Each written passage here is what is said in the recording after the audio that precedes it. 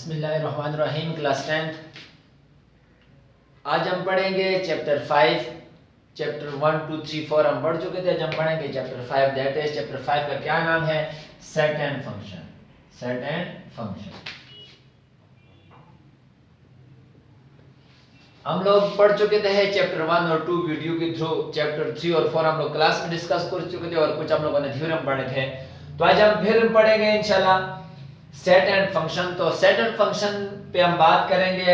फिलहाल हम बात करते हैं सेट पे, जो ऑलरेडी आप पढ़ चुके हैं क्लास 7 के अंदर 8 के अंदर आप पढ़ चुके थे। जो फंक्शन है उससे हम उसको बाद में डिस्कस करेंगे जब इस टॉपिक पे आएंगे। तो फिलहाल हम बात करते हैं सेट पे। तो आप लोगों ने सुना होगा वैसे कि आप लोगों के पास डिनर सेट्स होते हैं, सोफा सेट्स होते हैं, मुख्तलिफ चीज़ों के आप लोग सेट्स का नाम पढ़ चुके हैं। उसी लिहाज से हम क्या पढ़ते हैं? सेट्स पढ़ते हैं कि हमारे पास सेट क्या है। तो सेट को हम डिस्कस करते हैं, इसकी डिफिनीशन पे आते हैं। वैसे आप लोगों ने पढ़ा हुआ है set of whole number, set of natural number, set of prime number, odd number वगैरह वगैरह सब कुछ। अब उसको भी उनको भी एक नजर देखते हैं। उससे पहले हम डिफाइन करते हैं कि सेट क्या कहते हैं या सेट क्या होते हैं। ठीक है, तो सेट को डिफाइन करते हैं। सेट द कलेक्शन ऑफ, वही डिफिनीशन जो आप लोग 6 7 में पढ़ा, the collection of well defined and distant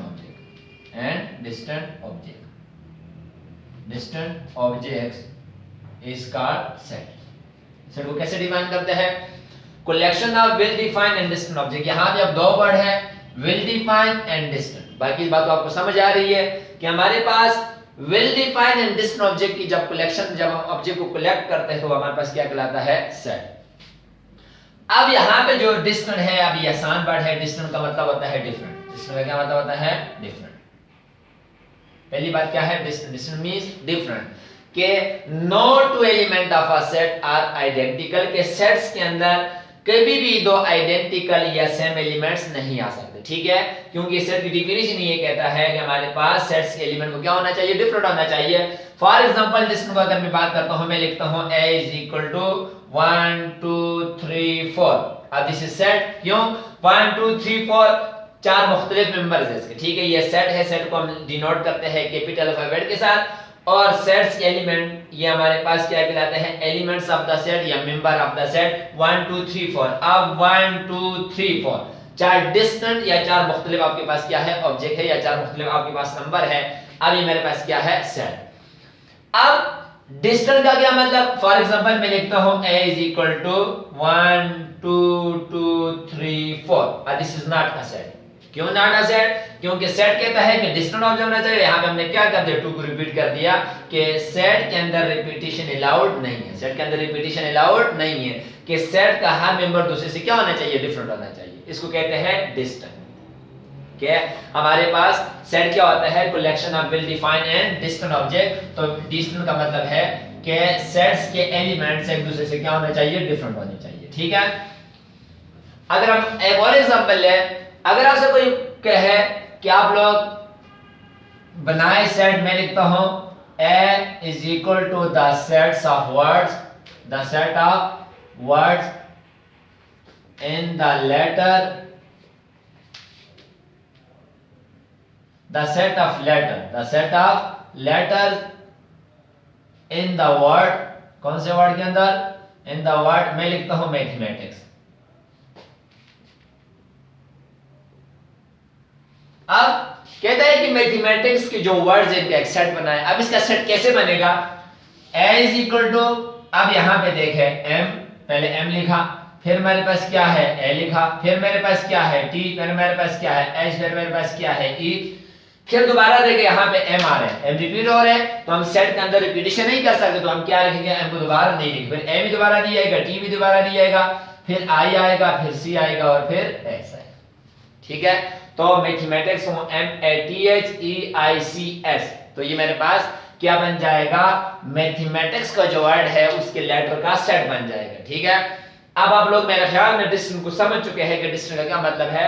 set के अंदर डिस्टेंट का मतलब यह है कि सेट्स का मेंबर एक ही दफा आएगा सेट के अंदर और रिपीटिशन अलाउड नहीं है। ठीक है, उसके बाद मैं लिखता हूं वेल डिफाइंड। क्या आपके पास वेल डिफाइंड का क्या मतलब है? तो वेल डिफाइंड को समझना, वेल डिफाइंड का मतलब यह है कि अगर हम किसी चीज के बारे में, सेट्स के बारे में बात, सेट्स के मेंबर के बारे में बात कर रहे हैं और वहां पे जितने लोग बैठे हुए हैं उनके मुताबिक उनको कुछ ना कुछ इंफॉर्मेशन है, तो अगर वो सारे सब लोगों का ज़हन उन ऑब्जेक्ट्स के या उस सेट के बारे में एक जैसा सोचते हैं तो वो सेट होगा, अदरवाइज सेट नहीं होगा। फॉर एग्जांपल क्या मतलब है, मैं लिखता हूं A is equal to, A मेरे पास कोई set A is equal to set of cricket teams, set of names of cricket team of Pakistan. For example मेरे पास इस वक्त क्रिकेट, पाकिस्तान की क्रिकेट टीम कहीं पे क्या कह रही, कोई मैच खेल रही है, तो उसके मुताबिक अगर मैं कहूं कि set of cricket team of Pakistan, तो हर एक को पता होगा, जो जिसको क्रिकेट टीम के बारे में कुछ इंफॉर्मेशन होगी वो लाजमी उनको जानता होगा कि इस वक्त क्रिकेट टीम में कौन कौन खेल रहे हैं। तो ये मेरे पास क्या होगा, एक हमारे पास क्या होगा, विल डिफाइन होगा, विल नोन होगा, मतलब सारे उनके बारे में जानते होंगे, ये विल डिफाइन है। इसके जब भी मैं क्रिकेट टीम ऑफ पाकिस्तान के बारे में कहूंगा तो सारे जो वहां पे लोग बैठे वो सारा यही सोचेंगे कि ये किसकी बात हो रही है, ये कौन कौन से प्लेयर्स की बात हो रही है, ठीक है। अब अगर हम इसी को एक और तरह से मैं बात करूं, इसको भी छोड़ एक और एग्जांपल मैं देता हूं। फॉर एग्जांपल मैं कहता हूं कि मेरे पास set of students of grade 10 या सेट ऑफ फर्स्ट 3 पोजीशन और set of first 3 position holder of grade 10, set of student, क्या लिखा मैंने कि मेरे पास जो पहले 3 पोजीशन होल्डर है, set of first 3 position holder of grade 10। अब जब पेपर हुए, पेपर के बाद रिजल्ट आया, लाजमी बात है कुछ स्टूडेंट होंगे वो जो पहले 3 पोजीशन ले, फॉर एग्जांपल 3 लोगों ने 3 पोजीशन, पहले 3 पोजीशन या 4 लोगों ने पहले 3 पोजीशन ली है, ठीक है। फॉर एग्जांपल 2 लोग फर्स्ट है, एक सेकंड था और एक थर्ड था, ठीक है। इसी तरह फॉर एग्जांपल 5 लोग, 20 लोग, इस तरह बोर्ड में 20 लोग पोजीशन लेते हैं, या हमारी 10 क्लास में हम लोगों ने 3 लोगों ने पोजीशन ली। तो जब कोई मैं बात करूंगा the set of 3 position holder grade 10, तो सबको पता होगा। फॉर एग्जांपल मैं लिखता हूं A is the set of Ali Jain, लिखते हैं फॉर एग्जांपल एक और नाम लिखते हैं अब्दुल्ला,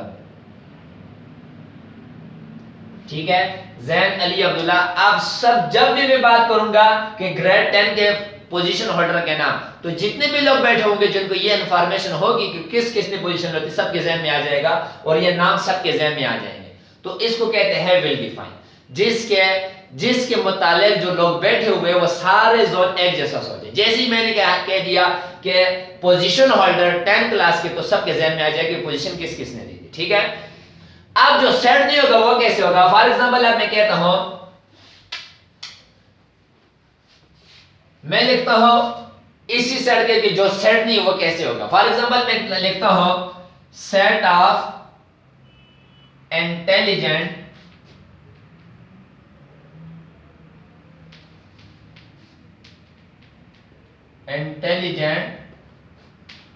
स्टूडेंट्स ऑफ ग्रेड 10। मैंने लिखा कि ग्रेड 10 के पहले मैंने बात की पोजीशन ऑर्डर की। पोजीशन ऑर्डर के अंदर हमारे पास क्या थी, हम बाउंड थे कि मेरे पास 3 पोजीशन ऑर्डर, वही 3 बचे पोजीशन ऑर्डर हो सकते हैं। अब student of intelligent, set of intelligent student, अब इंटेलिजेंट स्टूडेंट के बारे में हम कोई फैसला नहीं कर सकते। क्यों? अब ऐसा होता है कि बाज बच्चे, किसी बच्चे को मैथ आती है तो उसको उर्दू नहीं आती, या किसी बच्चे को उर्दू आती है उसको फिजिक्स नहीं आती, या किसी को फिजिक्स आती है तो उसको बायो नहीं आती, ठीक है। तो इसके बारे में हम कोई बात नहीं कर सकते, तो ये मेरे पास सेट नहीं होगा, ठीक है। इंटेलिजेंट स्टूडेंट, हर सब्जेक्ट टीचर अपने लिहाज से सोचेगा, ठीक है। मैं बात करूंगा तो मैं मैथ में किसी और का सोचूंगा, कोई और टीचर बात करेगा वो फिजिक्स का सोचेगा, बायो वाला बायो का सोचेगा, इंग्लिश वाला इंग्लिश का सोचेगा। तो इसके बारे में हम कोई परफेक्ट मतलब बस सारे जैसा नहीं सोच रहे, मुख्तलिफ लोग मुख्तलिफ सोचेंगे, तो ये मेरे पास सेट नहीं हो सकता। ठीक है।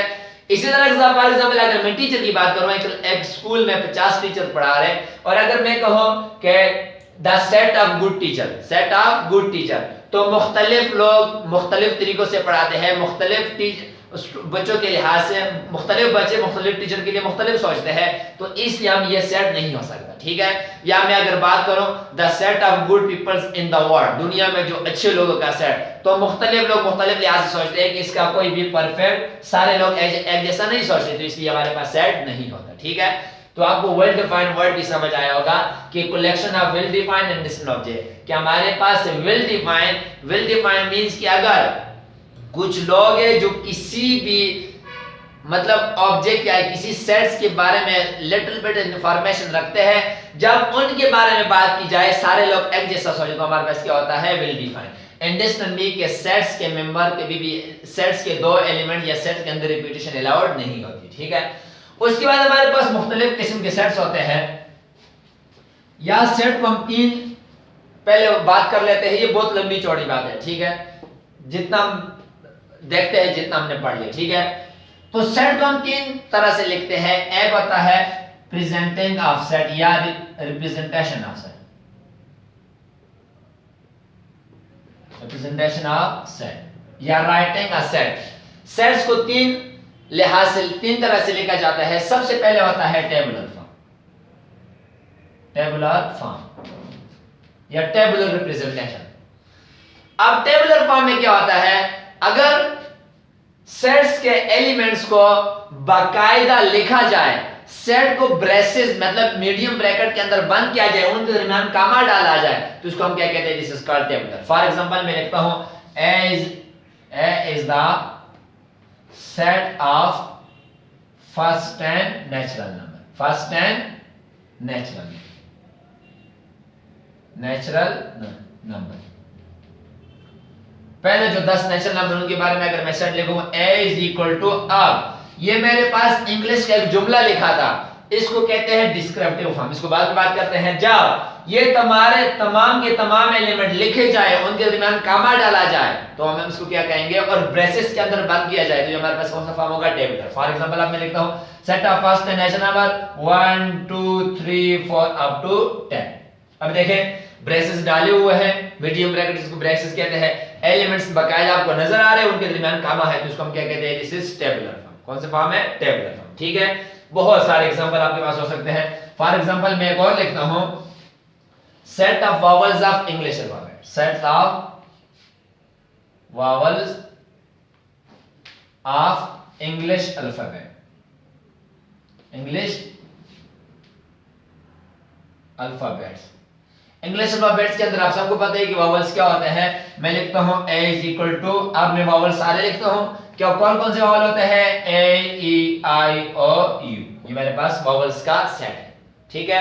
और ये कौन सी फॉर्म है, टेबुलर फॉर्म। तो टेबुलर फॉर्म के अंदर हम बाकायदा ब्रेसेस मीडियम ब्रैकेट डालते हैं, जो हमारे पास एलिमेंट है अगर वो फाइनाइट है उनको हम प्रेजेंट करते हैं, उनके दरमियान कामा डाल दिया, हमारे पास कौन सी फॉर्म होती है, टेबुलर फॉर्म। ठीक है। दूसरा आपके पास आ जाता है descriptive form, descriptive form,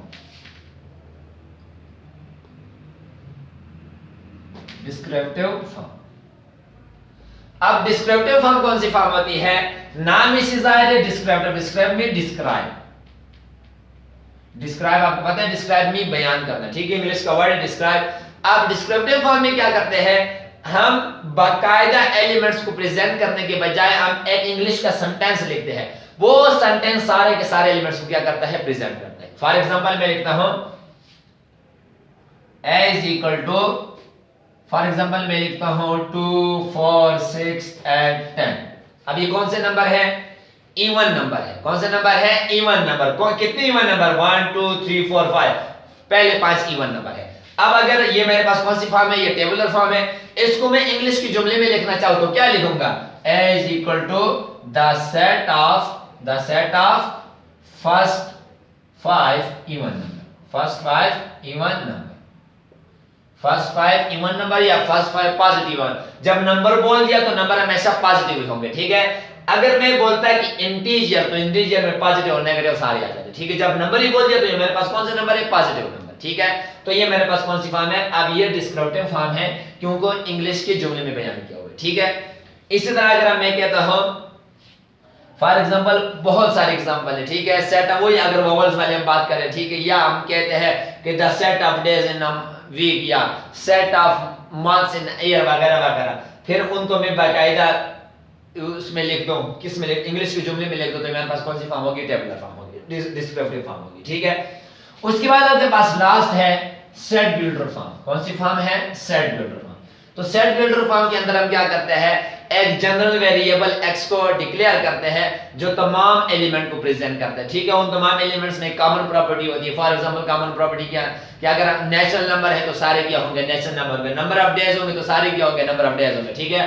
for example मैं लिखता हूं a is equal to set of whole number, set of whole number, set of whole number. ये किस में लिखा हुआ है, ये दिस इज डिस्क्रिप्टिव फॉर्म। इसकी टेबुलर फॉर्म क्या हो जाएगी, टेबुलर फॉर्म क्या हो जाएगी, 0 1 2 3 अप टू 100। ये मेरे पास कौन सी फॉर्म है, अब ये टेबुलर फॉर्म है। अब मैं लिखता हूं set builder form, set builder form. अब सेट बिल्डर फॉर्म में अगर मैं इसकी लिखूंगा तो क्या लिखूंगा, a is the set of x such that x is a whole number, set x is a whole number। ये भी एक है। अगर मैं इसको शॉर्ट कर लिखूं a is equal to whole number, ठीक है। whole number को w से प्रेजेंट करते हैं, w लिखते हैं, ठीक है। n लिखते हैं, w लिखते हैं। सेट ऑफ होल नंबर को किससे प्रेजेंट करता है, w is equal to set of whole number x such that x belong to whole number, set x belong to whole number। अब ये दोनों कौन सी फॉर्म है, दिस इज कौन सी फॉर्म है, ये मेरे पास सेट बिल्डर फॉर्म है। कौन सी फॉर्म है, सेट बिल्डर फॉर्म है। अब यहां पे ये देखें, ये x, ये वेरिएबल किसको प्रेजेंट करता है, होल नंबर को। और इनके दरमियान कॉमन प्रॉपर्टी क्या है कि होल नंबर, मतलब ये x जो है ये होल नंबर है, और ये कॉमन क्या है कि ये सारे होल नंबर है, ये सारे मेरे पास क्या है, होल नंबर है। अब ये क्या है, इनफाइनाइट सेट है। कौन सा सेट है, infinite, whole number 0 up to 100, ठीक है। अब दिस वेरिएबल किसको प्रेजेंट करता है, होल नंबर को। ये जो लाइन है ये क्या है, सच दैट, ठीक है। और x ये क्या है, बिलोंग टू, किसको बिलोंग टू, या whether x is the member of set w और नॉट, ठीक है। ये मेरे पास सेट क्या है, बिलोंग टू, मतलब कि x is the member of set w। अब इसमें बहुत सारी बातें, ठीक है। अब सारी बातों हम यहाँ पे डिस्कस नहीं कर सकते, इंशाल्लाह जब आप लोग क्लास में आओगे फिर हम साथ साथ क्या करेंगे, इनको देखेंगे। उसके बाद आपके पास मुख्तलिफ किस्म के सेट्स होते हैं, डिफरेंट टाइप्स के सेट्स होते हैं, ठीक है। फॉर एग्जांपल सबसे पहले अगर मैं बात करूं तो मेरे पास कौन सा सेट आ जाता है, एम्प्टी सेट। कौन सा सेट, एम्प्टी सेट। अब एम्प्टी सेट क्या है, आप सबको पता है, ऐसा सेट जिसका कोई भी मेंबर ना हो, a set which has no element, which has no element। For example मैं लिखता हूं a is the set of, ये भी एम्प्टी सेट है, या a is equal to ये 5 उसका सिंबल, ये दोनों एम्प्टी सेट है। वो सेट जिसका कोई भी मेंबर ना हो, जिसका कोई भी एलिमेंट ना हो, जिसके 0 एलिमेंट्स को क्या कहते हैं, एम्प्टी सेट। अब अगर इसके अंदर 0 एलिमेंट है, कोई कलेक्शन नहीं, तो फिर ये सेट क्यों कहलाता है, ठीक है। तो याद रखना ये एम्प्टी सेट कैसे आता है। फॉर एग्जांपल मैं लिखता हूं कि ये मैं, अब सबसे पहली बात एम्प्टी सेट की डेफिनेशन लेनी चाहिए। क्या डेफिनेशन है, a set है which has no element। इसका एम्प्टी सेट मैंने आपको रिप्रेजेंटेशन भी बता दी कि कैसे प्रेजेंट करेंगे। अब इसके अंदर कलेक्शन तो कोई नहीं, फिर ये कैसे सेट है। पहली बात मैं लिखता हूं a is equal to set of dash, या मैं लिखूं set of at dash in a week, set of at days in a week। अब ये ठीक बात है या गलत बात है, इसका जवाब क्या होगा, एम्प्टी सेट। at days तो नहीं होते। इसी तरह अगर मैं एक और बात लिखता हूं, a is equal to set of 5 vertices of square, ठीक है। अब आपको पता है कि स्क्वायर के अंदर कितने वर्टिसेस है, 4। यहां पे क्या लिखा हुआ है, 5, तो ये क्या है, ये गलत है, इसका भी सेट क्या आएगा, एम्प्टी सेट। पहली बात ये मतलब एम्प्टी सेट ऐसे आता है। दूसरी बात, कि ये एम्प्टी सेट को सेट क्यों कहते हैं। अब बात यह है कि अगर आपके पास एक क्लास है, क्लास के अंदर हमने क्लास बना दी है कि हमने कहा कि ये क्लास, अब जब उस क्लास के अंदर बच्चे पढ़ रहे होंगे फिर भी वो क्लास है, अब क्लास के अंदर क्या करते हैं, पढ़ते हैं, ठीक है। अगर वो क्लास खाली, वहां में कोई बच्चा नहीं, फिर भी वो क्या है, क्लास। दूसरी बात कि हमारे पास ये इसलिए भी सेट है, एम्प्टी सेट इसलिए भी सेट है कि ये दो सेट्स के इंटरेक्शन से आता है। कैसे? अब आपको इंटरसेक्शन का पता है, एम्प्टी सेट दो सेट्स के इंटरेक्शन से, दो सेट्स पे कोई ऑपरेशन करते, एक सेट है जिसको हम क्या कहेंगे, एम्प्टी, तो वो सेट ही होगा, तो कौन सा सेट होगा, एम्प्टी सेट होगा। फॉर एग्जांपल मैं लिखता हूं a is equal to 1 2 3, मैं इंटरसेक्शन b एक सेट लिखता हूं a b c। अब मैं क्या करूं, दो सेट्स का इंटरसेक्शन ले रहा हूं, अब इन दोनों का जो रिजल्ट आएगा वो भी सेट ही होगा, लाजमी बात है, क्या होगा, सेट होगा। अब मैं जब इंटरसेक्शन b करता हूं, अब इन दोनों का इंटरसेक्शन क्या आएगा, एम्प्टी सेट आएगा, कोई इन दोनों में कुछ भी कॉमन नहीं है। इंटरसेक्शन बाद में पढ़ेंगे, फिलहाल देखें कि मैंने सेट पे एक ऑपरेशन किया इंटरसेक्शन का, आपको एक सेट मिला, तो ये इसलिए भी क्या है, सेट है। क्या एम्प्टी सेट दो सेट्स के इंटरेक्शन से आता है, इसलिए क्या है, सेट है, ठीक है। तो एम्प्टी सेट इसलिए क्या होता है, सेट होता है, हालांकि इसके अंदर कलेक्शन नहीं। उसके बाद आपके पास होता है सिंगलेटन सेट। सिंगलेटन सेट नाम से जाहिर है, सिंगल, सिंगल मीन वन, ऐसा set, a set which has only one member या which is only one element, ऐसा सेट जिसका एक ही एलिमेंट, उसको हम क्या कहते हैं, सिंगलेटन। फॉर एग्जांपल मैं लिखता हूं A, this is singleton set. For example मैं लिखता हूं star, this is singleton set, इसके अंदर एक एलिमेंट है। फॉर एग्जांपल मैं लिखता हूं, अक्सर बच्चे इसमें कंफ्यूज होते हैं, अब इसका भी एक एलिमेंट है, this is one element, empty set, या इसको मैं ऐसे लिख सकता हूं a is equal to pi। अब ये क्या है, इसका एक एलिमेंट है पाई, इसका भी एक एलिमेंट, इसका भी एलिमेंट, तो ऐसा सेट जिसका एक ही एलिमेंट, उसको हम क्या कहते हैं, सिंगलेटन सेट। क्या कहते हैं, सिंगलेटन, ठीक है। उसके बाद आपके पास depending on the number of element, मेरे पास दो टाइप्स के सेट्स होते हैं, एक होता है फाइनाइट और दूसरा होता है इनफाइनाइट, ठीक है। फाइनाइट सेट, फाइनाइट सेट, तो फाइनाइट सेट क्या होता है, ऐसा सेट जिसके एलिमेंट लिमिटेड हो, जिसके एलिमेंट लिमिटेड हो, ठीक है। फॉर एग्जांपल मैं लिखता हूं a is equal to 1 2 3, this is finite set. a is equal to मैं लिखता हूं 1 2 3 up to 10, ये भी फाइनाइट सेट है। a is equal to a b c up to z, ये भी फाइनाइट सेट है।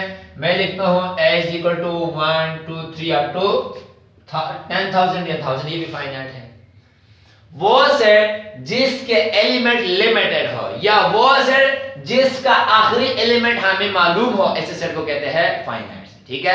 a set which is limited number of element, या set whose last element are known is called finite set, इसको हम क्या कहते हैं, फाइनाइट, ठीक है। तो फाइनाइट सेट को कौन सा सेट होता है, जिसका आखिरी एलिमेंट हमें मालूम हो, या जिसके एलिमेंट लिमिटेड हो, जिसके एलिमेंट लिमिटेड हो। दूसरा होता है इनफाइनाइट। अब इनफाइनाइट क्या हो जाएगा, इनफाइनाइट जिसके अनलिमिटेड एलिमेंट हो, जिसके unlimited, for example a is equal to मैं लिखता हूं for example 1 2 3 up to so। अब ये इसका आखिरी एलिमेंट हमें मालूम नहीं है, या इसके एलिमेंट लिमिटेड नहीं है, अनलिमिटेड अप टू इनफाइनाइट जाते, इसको क्या कहते हैं, इनफाइनाइट सेट। तो infinite set a set whose element are unlimited, या whose last element is unknown is called infinite set, ठीक है। उसके बाद आपके पास सेट होते हैं, कौन से सेट हम कह सकते हैं, इक्वल और equivalent, equivalent set. Equal set आपके पास क्या हो सकता है, इक्वल सेट। याद रखना, दो सेट उस वक्त इक्वल होते हैं जब उनके एलिमेंट्स इक्वल है, जब उनके एलिमेंट्स इक्वल है। फॉर एग्जांपल मैं लिखता हूं a is equal to a b c, और मैं b लिखता हूं b is equal to a b c। अब मैं कह सकता हूं कि a is equal to b, क्यों, इन दोनों के एलिमेंट्स आपस में बराबर है, ठीक है।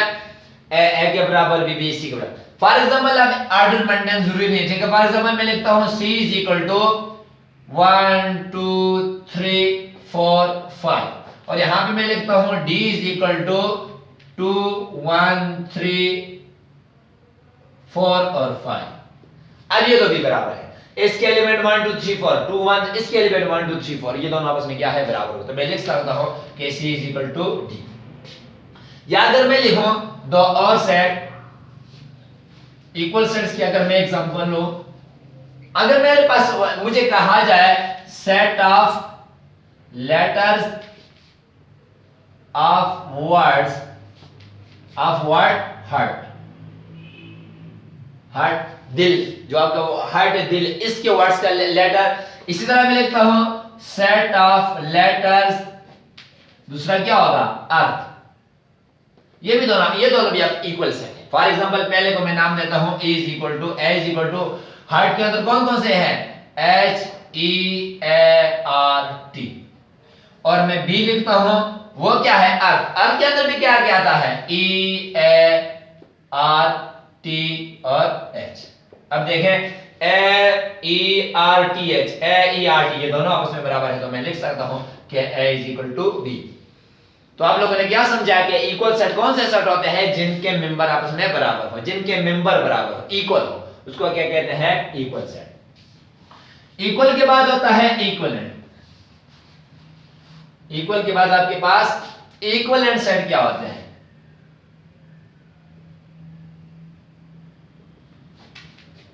Equivalent set. इक्विवेलेंट का याद रखना कि इक्विवेलेंट्स क्या सेट कौन से होते हैं, वो सेट्स जिसके मेंबर बराबर ना हो, मेंबर की तादाद बराबर हो, मेंबर की तादाद बराबर हो। दो ऐसे सेट या दो या दो से ज्यादा ऐसे सेट जिसके नंबर ऑफ एलिमेंट बराबर हो, जिसके नंबर ऑफ अमाउंट ऑफ जो आपके पास क्या हो, मेंबर हो आपस में बराबर हो, तो उसको उनका क्या कहते हैं, इक्विवेलेंट। फॉर एग्जांपल मैं लिखता हूं A is equal to ABC और मैं B लिखता हूं 1 2 3। अब ये दोनों इक्विवेलेंट सेट है, इसके कितने एलिमेंट है, 3, इसके कितने एलिमेंट है, 3, so A and B are equivalent. कैसे लिखेंगे, A is equivalent to B, A is equivalent to B, ठीक है। फॉर एग्जांपल मैं लिखता हूं C is equal to star 2 और मैं लिखता हूं 5, और यहां पे मैं लिखता हूं D इज इक्वल टू, मैं क्या लिखता हूं, फॉर एग्जांपल ये मैंने बना दिया, फॉर एग्जांपल स्टार बना दिया, मैंने बना दिया स्क्वायर, मैंने बना दिया सर्कल, ये। अब ये इक्विवेलेंट है या नहीं है, इसके मेंबर चेक करें कितने हैं, 1 2 3, इसके मेंबर चेक करें कितने हैं, 1 2 3, दोनों के मेंबर की तादाद बराबर है, सो मैं लिख सकता हूं C is equivalent to D, C is equivalent to D। वो दो सेट जिसके नंबर ऑफ एलिमेंट बराबर होते हैं उनको क्या कहते हैं, इक्विवेलेंट सेट। क्या कहते हैं, इक्विवेलेंट सेट, ठीक है। उसके बाद हम बात करेंगे फाइनाइट, इनफाइनाइट, सिंगुलेटर। उसके बाद आ जाते हैं किस पे, यूनिवर्सल सेट, ठीक है। यूनिवर्सल सेट पे बात करते हैं, यूनिवर्सल सेट। अब यूनिवर्सल सेट क्या होता है, यूनिवर्सल सेट एक सेट होता है जिस कि हम क्या कहते हैं, जिसको हम क्या कह सकते हैं कि अंडर द कंसंट्रेशन बाकी जो सेट है उसको क्या होते हैं, उसके सबसेट होते हैं। फॉर एग्जांपल मैं लिखता हूं U इज इक्वल टू, उसका हमेशा U से रिप्रेजेंट करते हैं, U is equal to 1 2 3 4 up to 10। अब अगर मैं A लिखूंगा यूनिवर्सल सेट के लिए ऐसा हम कंप्लीमेंट निकालते हैं, ठीक है। अब अंडर द कंसंट्रेशन में जितने भी सेट लिखूंगा A B C D up to so on, वो यूनिवर्सल सेट U के क्या होंगे, सबसेट होंगे, वो क्या होंगे, सबसेट, ठीक है। तो हमारे पास जितने भी हमारे पास A B C D हम सेट लिखेंगे, अगर वो सारे सेट किसी सेट के सबसेट है तो इस सेट को हम क्या कहेंगे, ये हमारे पास यूनिवर्सल सेट है। कौन सा सेट है, यूनिवर्सल सेट, ठीक है। ये इनका कौन सा सेट होता है, हम कह सकते हैं कि ये यहां पे सुपर सेट होता है, ठीक है। उसके बाद हम बात करेंगे किसकी, अब इस पे यूनिवर्सल सेट पे दोबारा बात करेंगे, ठीक है। जब हम कंप्लीमेंट पे आएंगे हम इस पे दोबारा बात करेंगे। उसके बाद हम देख लेते हैं कि सबसेट क्या होता है, सबसेट, ठीक है। अब फॉर एग्जांपल मेरे पास एक सेट है A इज इक्वल टू 1 2 3 और B मेरे पास एक सेट है 1 2 3 4 5। अब मैं कहता हूं कि सबसेट क्या होता है, यहां पे देखें A के अंदर कितने एलिमेंट है, 1 2 3 1 2 3, तीन एलिमेंट है, जो ऑलरेडी B के अंदर मौजूद है 1 2 3 4 5, ठीक है। अब अगर किसी सेट के सारे एलिमेंट किसी दूसरे सेट के अंदर मौजूद होंगे तो वो क्या कहलाएगा, उस सेट का सबसेट कहलाएगा। क्या कहलाएगा, सबसेट। अब मैं कहता हूं कि A is the subset of B. Why? Because each element of set A is also present in set B, so A is called the subset of B. ठीक है। If each element of a set if each element of a set is present in other set, then this set is called the subset of this set. ठीक है। अब यहां पे मैं लिखूंगा कि A is called the subset of B. A is called the subset of B. क्यों subset है? क्योंकि A के सारे एलिमेंट B के अंदर मौजूद हो, ये क्या कहलाएगा, A क्या कहलाएगा, B का सबसेट कहलाएगा। तो सबसेट क्या होता है, जब किसी एक सेट के सारे एलिमेंट किसी दूसरे सेट के अंदर मौजूद होंगे तो वो उसका क्या कहलाएगा, सबसेट कहलाएगा। फॉर एग्जांपल मैं लिखता हूं A is equal to A B C D E F, ठीक है। मैं लिखता हूं B is equal to A, ठीक है। मैं लिखता हूं C is equal to A B C।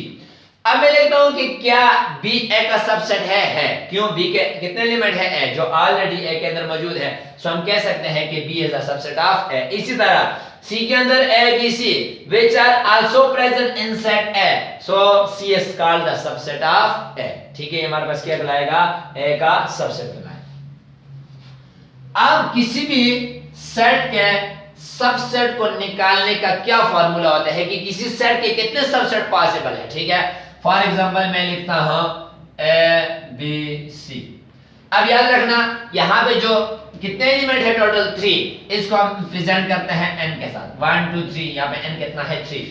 जो किसी सेट से एलिमेंट्स उसको हम क्या कहते हैं, n स्मॉल। यहां पे n कितना है, 3।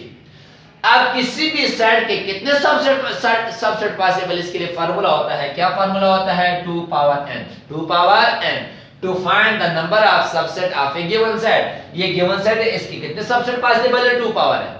अब 2 पावर n, 2 यहां पे n कितना है, 3, तो कितने पॉसिबल है, 8। कितने पॉसिबल है, 8। ये क्या हुआ कि इस सेट के कितने सबसेट पॉसिबल है, 8। अगर मैं लिखता हूं a इज इक्वल टू, इसका लिखा हुआ है एक एलिमेंट, तो यहां पे n कितना है, 1, तो 2 पावर 1 इज इक्वल टू, इसके कितने सबसेट पॉसिबल है, 1, 2 सबसेट। ठीक है, इसी तरह अगर लिखा हुआ है a is equal to empty set. Empty set के अंदर n कितना है, कोई n की कोई भी n कितना है, 0। यहां पे n कितना है, 0। ठीक है, कोई भी एलिमेंट नहीं है, एम्प्टी सेट है, तो यहां पे क्या हो जाएगा, 2 पावर 0। अब आपको पता है 2 पावर 0 किसके बराबर है, 1। ठीक है, तो इसके कितने सबसेट पॉसिबल है, 1। इसी तरह depending on the number of element हम क्या निकाल सकते हैं, सबसेट निकाल सकते हैं। ठीक है, फिर हमारे पास सबसेट 2 किस्म के होते हैं। सबसेट हमारे पास 2 किस्म के होते हैं, एक होता है प्रॉपर सबसेट और एक होता है improper subset. Proper subset, proper subset, किसी भी सेट का प्रॉपर सबसेट क्या होता है। फॉर एग्जांपल मैं लिखता हूं a is equal to a b c। अब आपको पता है कि इसके अंदर कितने एलिमेंट है, 3। अब कितने सबसेट पॉसिबल है, इसके ऐड कैसे पता चला, 2 पावर n फार्मूले से। यहां पे n मेरे पास कितना है, n इज 3, तो 2 power n is equal to 2 power n is equal to 2 power 3 add. इसके कितने सबसेट पॉसिबल है, 8। अब प्रॉपर सबसेट कौन सा होता है, अगर मेरे पास मैं कोई सबसेट निकालो, वो सबसेट इस a के बराबर न हो तो उसको हम क्या कहेंगे, प्रॉपर सबसेट। ठीक है, a subset of a set which is not equal to that set, which is not equal to the set। ये मेरे पास एक सेट है a b c। अब इसके मैं कुछ सबसेट लिखता हूं, वो जितने भी सबसेट लिखूंगा उनमें से अगर कोई भी सेट इस a के बराबर न हुआ तो कौन सा सेट होगा, वो प्रॉपर सबसेट होगा। वो कौन सा सेट होगा, प्रॉपर सबसेट। या वो ऐसा सबसेट जिसमें कुछ ना कुछ, ठीक है, कुछ ना कुछ मिसिंग होगा, किसके लिहाज से, a के लिहाज से। ठीक है, a set is said to be proper subset if at least one element is not the member of that set which are the member of set A। ठीक है, सिंपल आसान अल्फाज में कहो कि अगर मैं कोई सेट सबसेट बनाता हूं, वो सबसेट इस सेट के बराबर ना हुआ तो कौन सा सबसेट होगा, प्रॉपर सबसेट। अब हमें पता है कि यहाँ पे कितने सबसेट पॉसिबल है, 8। पहला सबसेट मैं लिखता हूँ A1 इज इक्वल टू, पहला सबसेट क्या होगा, empty set. Empty set is the subset of E set, ठीक है। दूसरा मैं लिखता हूँ A2 इज इक्वल टू, वो क्या होगा, A, ठीक है। 3 लिखता हूँ A3 या C, A3 लिखता हूँ वो क्या होगा, B, और फिर मैं लिखता हूँ A4 इज इक्वल टू क्या होगा, ABC, फिर मैं लिखता हूँ A4 is equal to combination AB, फिर मैं लिखता हूँ A5 is equal to AC, फिर मैं लिखता हूँ A6 इज इक्वल टू क्या हो जाएगा, BC, और फिर अब कितने हो गए, 1 2 3 4 5 6 7, आखिरी वाला A7 इज इक्वल टू क्या हो जाएगा, ABC। अब इसको छोड़ के बाकी ये भी प्रॉपर सबसेट, ये भी प्रॉपर सबसेट, ये भी प्रॉपर सबसेट, ये भी प्रॉपर सबसेट, ये भी प्रॉपर सबसेट, ये भी प्रॉपर सबसेट, और ये भी प्रॉपर, ये प्रॉपर सबसेट है। क्यों? क्योंकि ये सारे इनमें से कोई भी उठाए वो A के बराबर नहीं आएगा, A के बराबर नहीं आएगा। देखना A1 एम्प्टी सेट क्या A के बराबर है, नहीं है, सो ये कौन सा सेट होगा, प्रॉपर सबसेट। A2 इसके अंदर है, इसके अंदर ABC, ये इसके बराबर नहीं है, इसको देखा ये भी इसके बराबर नहीं है, A4 को देखा ये भी A के बराबर नहीं है, A4 देखा ये भी A5 देखा वो भी A के बराबर, A6 देखा वो भी A के बराबर नहीं है। अब वो सबसेट जो A के बराबर ना है उसको हम क्या कहेंगे, प्रॉपर सबसेट, ठीक है। और आखिरी वाला जो सेट खुद अब ये इसके बराबर है, ये कौन सा सेट है, ये प्रॉपर सबसेट, ये इम्प्रॉपर सबसेट होगा। कौन सा सेट होगा, प्रॉपर। वो सेट जो A के बराबर आएगा, वो सेट, वो जो सेट खुद होता है वो खुद अपना क्या कहलाता है, वो इम्प्रॉपर कहलाता है। क्या कहलाता है, इम्प्रॉपर। अब देखिए A7 ABC, इसको मैंने मैच किया, A के बराबर है, सो ऐसा सबसेट जो उस सेट के बराबर हो, जैसे A7 A के बराबर है, इसको हम क्या कहेंगे, दिस इज इम्प्रॉपर। क्या कहेंगे, इम्प्रॉपर, ठीक है।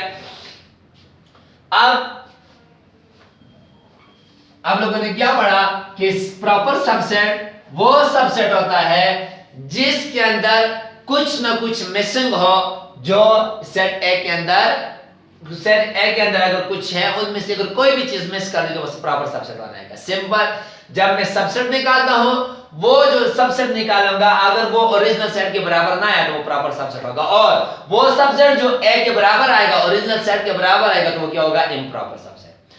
सबसेट का फार्मूला आप लोगों ने पढ़ लिया, 2 पावर n। अब प्रॉपर सबसेट को फार्मूला निकालने के लिए क्या होता है, 2 power n minus 1, 2 power n, ये क्या है, प्रॉपर सबसेट। प्रॉपर सबसेट, किसी भी सेट के प्रॉपर सबसेट निकालने का क्या फार्मूला है, 2 पावर n माइनस 1, ठीक है। आप सारे के सारे सबसेट में जब हम A को माइनस करेंगे तो वो क्या रह जाएगा, प्रॉपर सबसेट रह जाएंगे, और जो माइनस के आखिरी वाला वो क्या कहता है, इम्प्रॉपर होता है। वो क्या होता है, इम्प्रॉपर, ठीक है।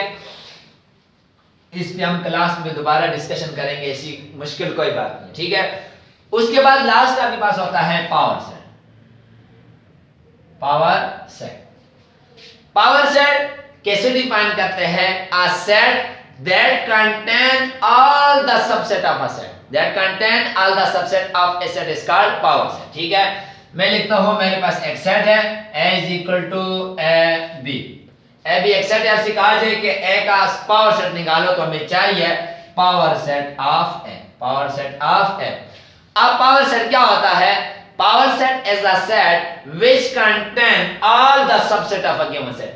अब ये मेरे पास एक सेट है, इसके मैं क्या निकालूंगा, सबसेट निकालूंगा। कितने सबसेट होंगे, 2 power n 2 power 2 is equal to 4, 4 subset होंगे। कौन कौन से 4 सबसेट होंगे, सबसे पहले A1 में ही निकालता हूं एम्प्टी सेट, फिर मैं निकालता हूं A2 क्या, A, और फिर मैं निकालता हूं A3 क्या, B, और फिर मैं लास्ट वन निकालूंगा A4 क्या हो जाएगा, A।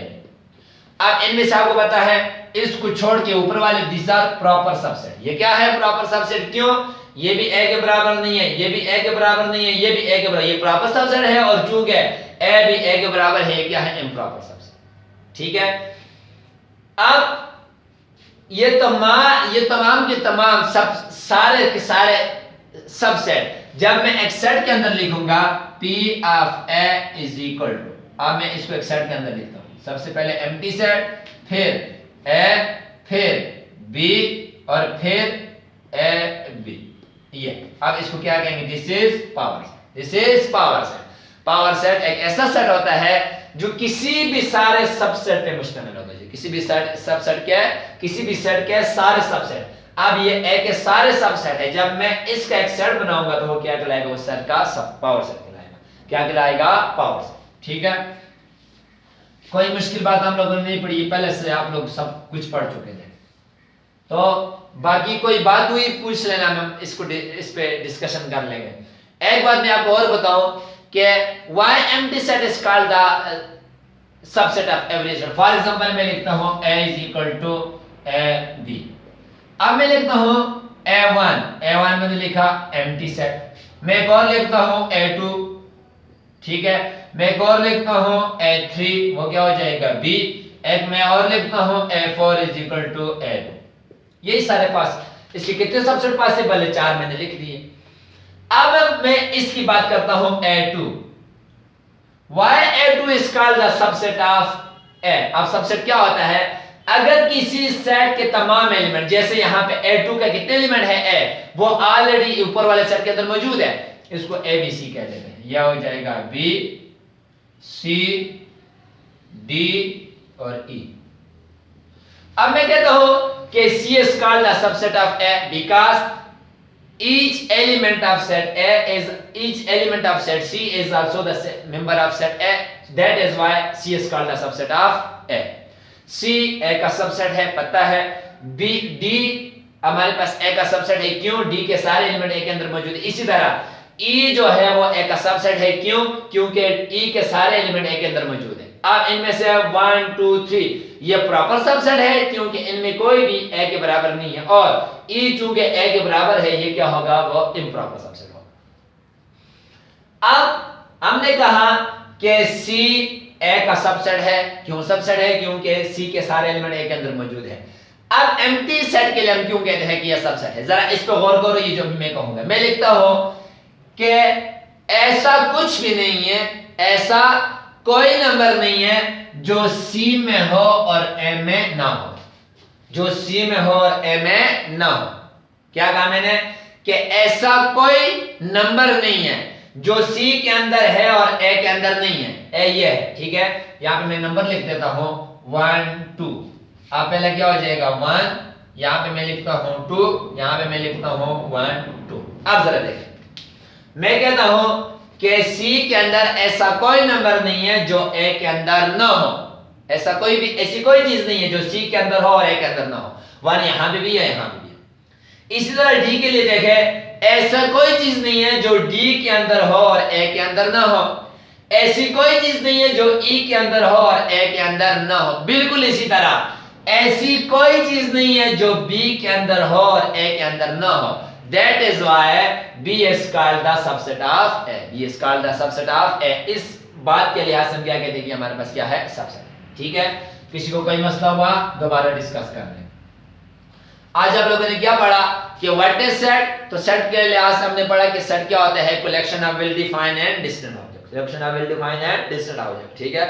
तो वेल डिफाइंड के लिए हमने कहा कि वेल डिफाइंड मींस कि अगर किसी को उन सेट के बारे में लिटिल बिट इंफॉर्मेशन हो तो सारे के सारे उस वक्त उस एक जैसा, जितने भी लोग बैठे हुए हैं वो सारे एक जैसा सोचेंगे तो हमारे पास सेट होगा, और अगर एक जैसा नहीं सोचेंगे तो वो सेट नहीं होगा। ठीक है, ये वेल डिफाइंड। और डिस्टेंट में कि सेट्स के अंदर रिपीटिशन अलाउड नहीं है। उसके बाद हम लोगों ने सेट्स के डिफरेंट टाइप्स पढ़ी। एम्प्टी सेट, एम्प्टी सेट ऐसा सेट जिसका कोई एलिमेंट ना हो, जिसके एलिमेंट की 0 एलिमेंट हो। ठीक है, उसके बाद हमने कहा सिंगलेटन सेट, ऐसा सेट जिसका सिर्फ एक एलिमेंट हो। A set which has no element is called empty set. A set which is only one element is called singleton set. फिर हम लोगों ने कहा finite set, ठीक है। finite set a set which has finite number of element या which whose element are limited, ठीक है। फिर हम लोगों ने कहा infinite set a set which is unlimited number of element या whose element are unlimited। फिर हम लोगों ने कहा कौन सा set, equal set. Equal set, दो सेट इक्वल कब होते हैं, जब उनके elements equal. To sets are said to be equal if their elements are equal. फिर हम लोगों ने कहा इक्विवेलेंट सेट। तो इक्विवेलेंट सेट क्या होता है, ऐसे सेट जिसके नंबर ऑफ एलिमेंट बराबर हो, ठीक है। Two sets are said to be equivalent if they have equal number of element, equal amount of element, number elements की नंबर आपस में बराबर हो, ठीक है, उसको क्या कहते हैं, इक्विवेलेंट। फिर हम लोगों ने कहा सबसेट। तो सबसेट हमने क्या कहा कि अगर किसी एक सेट के तमाम एलिमेंट किसी दूसरे सेट के अंदर मौजूद हो, उसको हम क्या कहेंगे, सबसेट, ठीक है। फिर सबसेट की हमने दो टाइप्स पढ़ी, प्रॉपर और इम्प्रॉपर। अगर मैं किसी सेट के सबसेट निकालता हूं और वो सबसेट उस सेट के बराबर नहीं आता तो वो प्रॉपर सबसेट होगा, और अगर उस सेट के बराबर आता तो उसको हम क्या कहेंगे, इम्प्रॉपर सबसेट, ठीक है। प्रॉपर और इम्प्रॉपर, प्रॉपर सबसेट और दूसरा हमने कहा इम्प्रॉपर सबसेट, इम्प्रॉपर सबसेट। फिर हम लोगों ने कहा कि proper power set. Power set आपके पास क्या होता है, वो सेट जो किसी भी सेट्स के तमाम सबसेट पे मुश्तमिल होगा, तमाम सेट पे मुश्तमिल होगा, हम कहेंगे प्रॉपर सब power set. A set which contain all the subset of a given set is called power set, ठीक है। फॉर एग्जांपल अगर आपके पास एक सेट है, उसको हम डिनोट करेंगे P of A, power set of A। दूसरी बात, प्रॉपर सबसेट को निकालने का, पावर सबसेट को निकालने का फार्मूला होता है 2 पावर n, और प्रॉपर सबसेट का फार्मूला 2 पावर n माइनस 1। हमारे पास क्या होता है, प्रॉपर सबसेट। आज आपका होमवर्क क्या है, होमवर्क यह है कि मैंने जितने भी सेट की डिफिनेशन और टाइप्स आप लोगों ने इसको रफ कॉपी पे लिखना है, जो आपको मैंने वो दिया हुआ है कि आप एक होमवर्क लेकर आएंगे, उस पे ये सारे डिफिनेशन लिख लेना और सोचना, इस पे मुख्तलिफ सोचना और फिर पूछना कि इसका क्या जवाब है। आप लोग सोचोगे, फिर मैं सवाल करोगे, फिर मुझसे पूछना ताकि मैं उसको क्लियर कर सकूं, ठीक है। होमवर्क आपका क्या है, सारे सेट्स, ये सारे सेट्स लिखने हैं, इनकी डिफिनेशन और मुख्तलिफ एग्जांपल लिखनी है, ठीक है। इसके अलावा कोई बात हुई वो आप कमेंट करना, या जब आओगे क्लास में मुझसे पूछना, फिर मैं आपको क्लियर कर दूंगा, ठीक है। यही आपका होमवर्क है, rights all the sets definition plus example, ये आपका होमवर्क है, ठीक है। कोई भी बात हुई पूछना, मैं आपको क्लियर कर दूंगा। Okay, thank you.